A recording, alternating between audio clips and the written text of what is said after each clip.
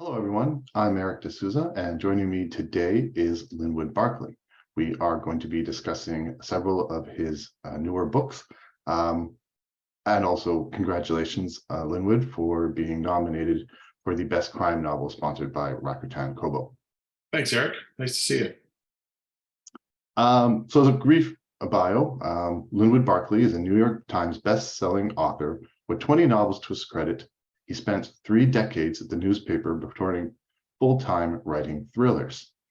His books have been translated into more than 24 languages, sold millions of copies, and as I mentioned, he started his career in journalism, eventually becoming a humor columnist for the Toronto Star, where he found time to write 4 books on non-fiction genre, including an autobiography called Last Resort, which was shortlisted by the humor category and the Stephen Leacock Medal. Lucky for us, the CWC, he retired from the newspaper and started writing thrillers. His last year's novel, Take Your Breath Away, has been nominated for the Best Crime Novel sponsored by Rakuten Kobo. I hope you don't mind, but in your book, instead of talking about the beginning of it, I wanted to go to the very, very end. Not giving away anything at all. This is after your acknowledgements. But the last thing you write is P.S. I set this book in 2022, and the storyline suggests that COVID-19 pandemic is more or less behind us at this time. But as I was writing the novel, we were still in the thick of it. Let's hope my prognostication is on the money. I have my moments of being uncharacteristically optimistic. Still feeling optimistic? Well, just generally, I'm not. I'm sort of. I think I'm the glass half empty kind of guy. I'm somewhat anxious and always expect the worst to happen. But yeah, I did set that book in real time in like 2022 and thought, oh, things will be over by then. And in many ways, at least things had moved to a point where the events in that book and the interactions that people have are pretty much were in line with what was going on. It was still kind of, it's still, I mean, it's not much different than now, it's still out there. But a lot of us have scaled back on some of our restrictions. I was out at a big gala dinner on Thursday night and felt kind of nervous about it, but I just thought, you know what, I think I'm going to roll the dice on this one. So doing our best. Well, you did an excellent job during the pandemic and still doing events and interviews and such. But now, as you said, for the last year or so, you've been able to travel again. Do you have a preference? Do you rather do interviews like this, stay at home, wake up in the morning, have a tea, or travel the world and be everywhere? I mean, the bonus of doing festivals by Zoom is that I've never missed a flight or lost any luggage doing it. So that part's good, and you don't get jet lag and so forth. But what's nice about tours is, that what we do for a living, what I do for a living, is very isolating. You work all alone for so long, and you just have only yourself to talk to. And it's when tours happen, you have an actual opportunity to meet the people who read the books. You can actually physically sign and autograph a book. So it's nice to be able to do that kind of connection. So I'm happy with kind of a mix now. If somebody's, if you've got some faraway place that would take too long to get to and it's just one event, it's way easier to do a Zoom. But it'd be nice to get back out occasionally. I've done some events. I haven't done much in the way of big travel, but I've done in-person events over the last year within, the Greater Toronto area. And I don't anticipate going like back to the UK or doing anything until maybe next year. Oh, hopefully by then the airlines have it figured out and they don't lose everyone's luggage still. That's right. Well, I still like to do carry-on wherever I can. Yeah, smart idea. Typically, you publish 1 book a year. Last year is an exception. We'll get to that. But you mentioned very isolated, being a writer. Do you mind? I'm going to assume that most of our audience today are members of Crime Writers Canada, or at least writers. You average a book a year. What is your process for doing that?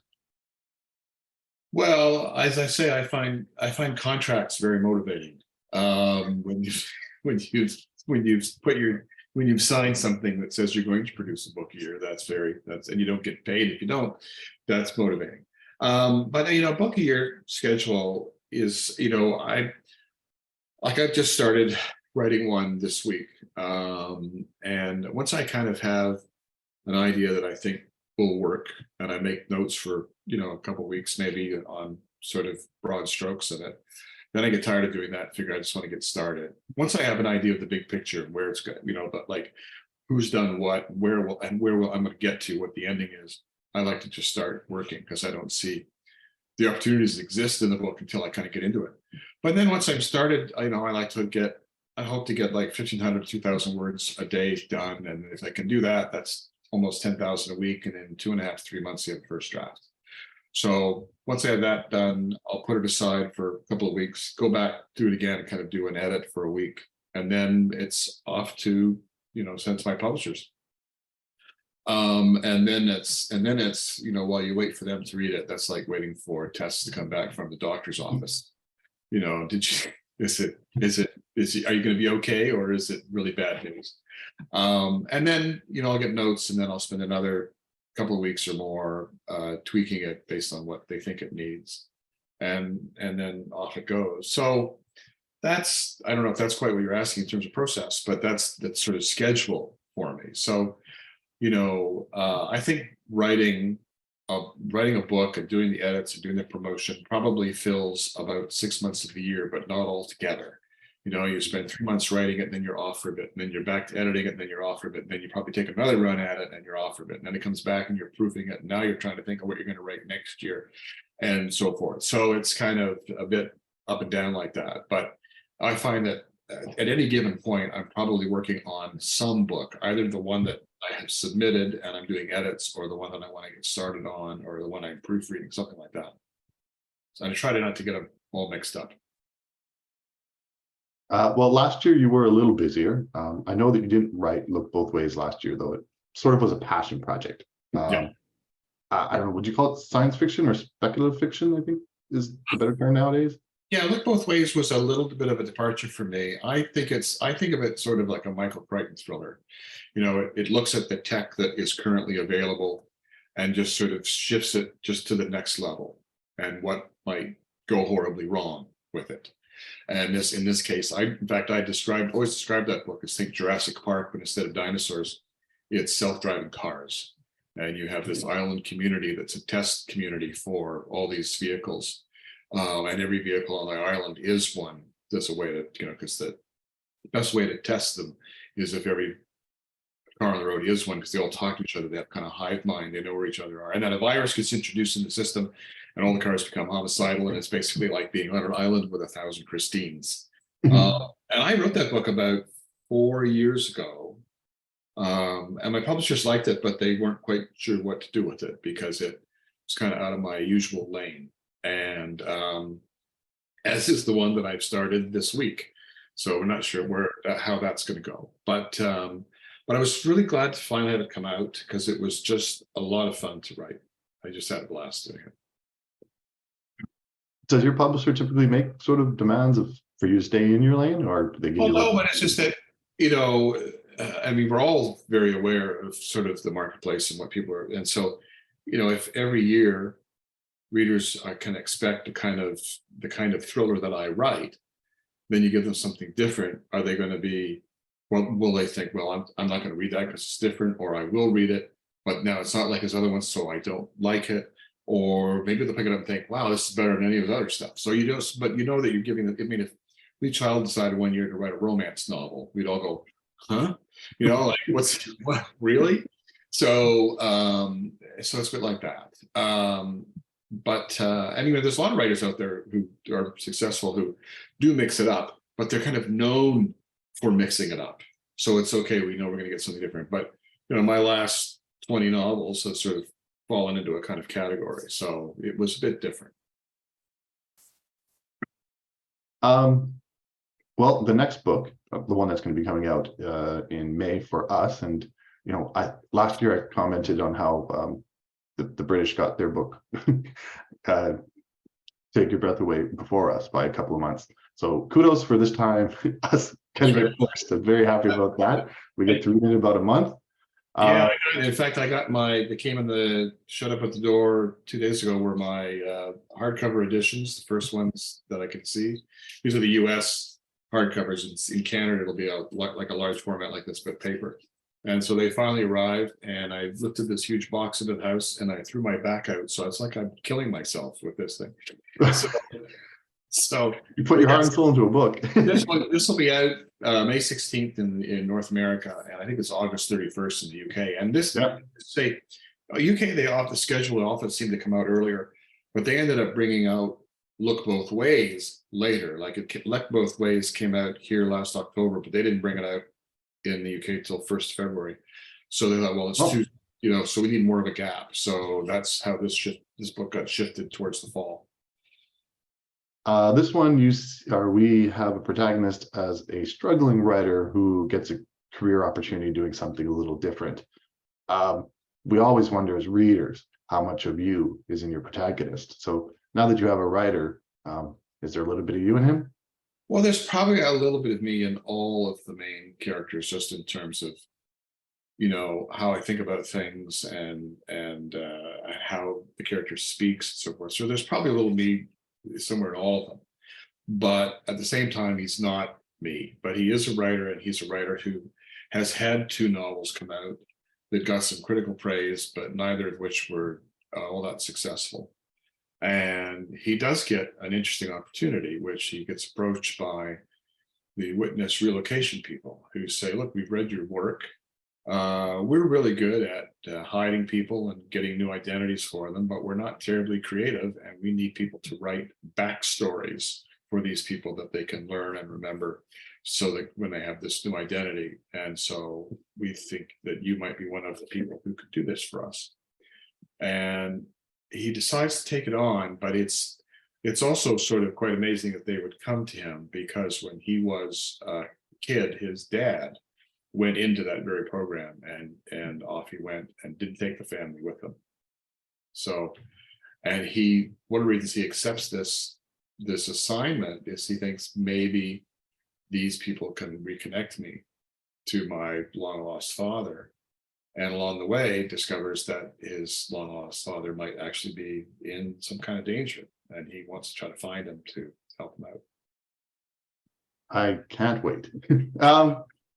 It's not always, but quite often, you have sort of a theme of sort of beware of technology, obviously, and Look Both Ways, but you've touched on social media before. I know when your last few books, well, even Elevator Pitch, Elevator is going wrong. I was wondering of your thoughts on AI. How long do you think it'll be before AI writes a Linwood Barclay novel? I'm sort of a little bit behind the curve on reading all about it. I mean, I'm certainly aware of it. I know people are talking about it, and I'm not really that worried about it. First of all, by the time AI figures how to do it, I'll be happy to retire and they can just take over. And if they can write them, and if I still get the royalties, then that would be fine too. Like, let the machine write it. But what's the machine going to do with the money, right? He doesn't need it. So I'll take that. I just don't think, I'm not particularly worried about it for anybody yet, because I think that there's a kind of intangible thing about human creativity that is sort of has nuance and unpredictability and personality and so forth. And those are things that I think that the AI programming will never have. It's kind of like people think, oh, well, you can just translate your book by just throwing it through Google Translate. Well, that doesn't work either, because there's nuance and idioms and differences from country to country. All those things that computers still can't figure out and don't have that. And so I'm not terribly vexed about it yet. And like I say, I'm at my age, right? As we're getting up there, I think, like I said, once it's ready to write a book for me, I'll just sit back with a cool drink and read something that was written by a real person. So there is some optimism still in you. Well, it's just resignation, as opposed to optimism. But I haven't gotten too worried about it yet. But I know, I mean, what is it, Chat GPT or whatever it's called? I know there are a lot of people going on that, fiddling with it. I haven't done it yet. I still haven't figured out what a Substack is. And I mean, I'm on Twitter and I'm on all the time and so forth. And somebody said, well, are you on Substack? And I thought, what is that? I don't know what that is.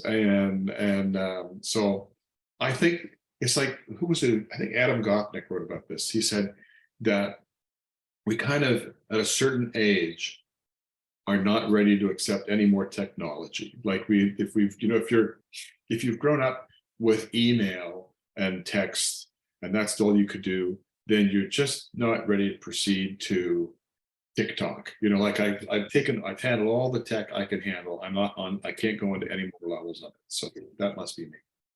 Yeah, for me, I'm in the middle age where I'm still tutoring my dad, but every once in a while I have to go to my kids to say, what is this?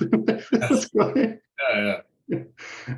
All right. As always, Linwood, a complete pleasure chatting with you today. Congratulations on the nomination and the new book. I have it pre-ordered on Amazon, so I'm looking forward to it. Well, I hope you enjoy it. It was nice talking to you today. Thanks a lot. Take care.